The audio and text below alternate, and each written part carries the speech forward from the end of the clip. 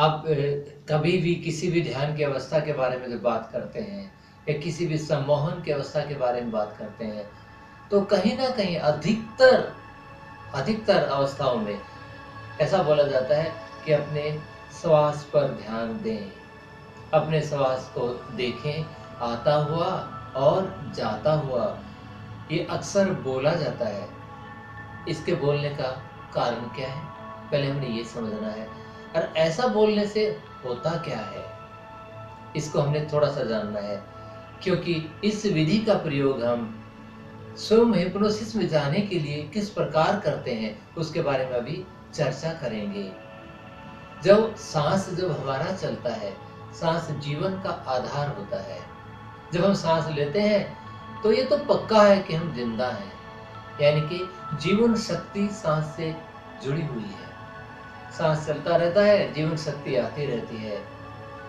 उसको जब जब महसूस करते हैं, तो हम अपने आप को महसूस करते हैं कि हम हैं, हमारा वजूद है, हम प्रेजेंट हैं।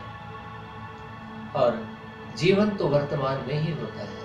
उस वर्तमान का अनुभव सांस सबसे आसानी से कराता है, बहुत आसानी से कराता है, क्योंकि जो सांस चला गया वो तो गया, जो आएगा वो आने वाला है, लेकिन जो चल रहा है वही एक वास्तविकता है। इस विधि का प्रयोग ऐसा माना जाता है कि बहुत ज़्यादा भगवान बुद्ध ने किया था। उन्होंने श्वास क्रिया को ध्यान की अवस्था से जोड़ने में बहुत ज़्यादा योगदान दिया था। और आज भी देखेंगे कि बहुत सारी ऐसी क्रियाएं हैं जो श्वास पर आधारित हैं। तो हम इसका प्रयोग करने के लिए सबसे पहले तो ये होगा कि आसन आराम से लेंगे, बहुत आराम से आसन लेंगे। जरूरी नहीं है कि हमने लोटस पोजीशन यानी कि अलौकिक प्रतिमा मार के बैठना है, ऐसा नहीं है। जैसे भी आप कंफर्टेबली बैठ सकते हैं या लेट सकते हैं, उस आराम से आसन के अंदर जाएंगे।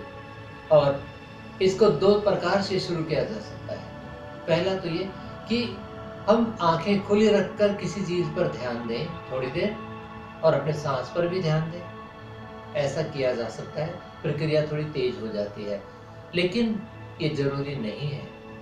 आप चाहें तो सीधा आराम से बैठें और अपनी आंखें बंद कर लें।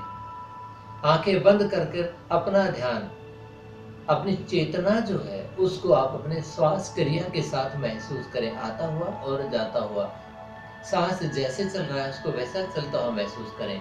उसमें तबादला करने की भी जरूरत नहीं है। उसको आता हुआ जैसे जा रहा है, जहां तक जा रहा है, जितनी देर रुकता है, जिस प्रकार वापस आ रहा है, जब बाहर चला जाता है तो कितनी देर बाद आता है। उसको हमने ये नहीं आंकना है कि 1 सेकंड 2 सेकंड, ऐसा नहीं। बस उसके साथ साथ जैसे आप उसकी ऑब्जर्वेशन कर रहे हैं, उसको आप देख रहे हैं, बस उसको देखते जाएं, देखते जाएं। देखते देखते ये आपकी चेतना अपने ऊपर आ जाती है, यानी आपका ध्यान अपने ऊपर पूर्ण रूप से आना शुरू हो जाता है। और ये प्रक्रिया तो एक ही है ना, जो बार बार देख रहे हैं। यहाँ पर वो बारंबारता का नियम भी लग जाता है। दो बातें हो गई, एक तो बारंबारता का नियम लग गया कि एक चीज बार बार हो रही है, और दूसरा ये हमारी चेतना उसके साथ जुड़ गई है। तो उस अवस्था में हमारा मनोस्थिति, हमारे जो मस्तिष्क की जो स्थिति है वो बदलना शुरू हो जाती है। जो ब्रेन वेव्स है उसके जो तरंगे हैं वो बदलना शुरू हो जाती हैं, क्योंकि हमारी अलग अलग अवस्थाओं में अलग अलग प्रकार की ब्रेन वेव्स होती हैं। जैसे जागृत अवस्था के अंदर बीटा ब्रेन वेव्स हैं। जब आप हिप्नोटिक अवस्था में जाते हैं तो आपके ब्रेन वेव्स बीटा से अल्फा में आ जाते हैं। अल्फा की गति बीटा की गति से कम होती है, और गहन अवस्था में जाने के बाद ये थीटा में चली जाती है। थीटा की गति अल्फा से भी धीमी होती है। अगर ये और धीमी होती जाती है तो ये डेल्टा में चली जाती है, जो कि निद्रा की अवस्था है। तो हमें डेल्टा में तो जाने नहीं देना है। इसके लिए तो हमने अपनी चेतना पे ध्यान रखा है, क्योंकि जब हम चेतन रूप से ध्यान दे रहे हैं सांस को आने जाने में, इसका मतलब हम अपनी चेतना को सोने नहीं दे रहे हैं, उसको जगता रखना है। लेकिन जब बार बार जब कर रहे हैं तो हम अपने कॉन्शियस माइंड को आराम दे रहे हैं, सब कॉन्शियस माइंड को उसकी जगह एक्टिवेट कर रहे हैं। और कुछ ही देर में, चंद लम्हों में ही, जरूरी नहीं एक आध मिनट के अंदर ही आपको एक एहसास होना शुरू हो जाता है कि आप एक ऐसी अवस्था में आ गए हैं जिसकी चेतना पहले से भिन्न है। वही तो एक सम्मोहन की अवस्था है। ये अवस्था भी देखिए बहुत आसान है, इतना आसान कि आपने ना तो कोई उपकरण इसके लिए यूज किया, ना आपको कोई विशेष जगह की इसके लिए जरूरत पड़ती है। अगर शोरगुल भी हो रहा है तो भी कुछ फर्क नहीं पड़ता है, क्योंकि आपका ध्यान तो अपने ऊपर है।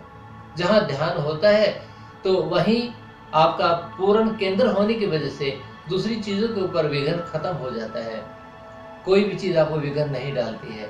तो इस अवस्था को प्राप्त करने के लिए आप आराम से अपने श्वास क्रिया पर ध्यान देकर इस अवस्था को प्राप्त कर सकते हैं, और उसके बाद उस अवस्था का आप अपने विकास के लिए, अपने अंदर जो तबादले लाने, चेंज लाना है, उस चेंज को लाने के लिए आप प्रयोग में कर सकते हैं। जितनी देर आप ये करना चाहें करें, और जब इस अवस्था को आप खत्म करते हैं, खत्म करें तो आराम से धीरे धीरे वापस चेतना में आता हुआ महसूस करें।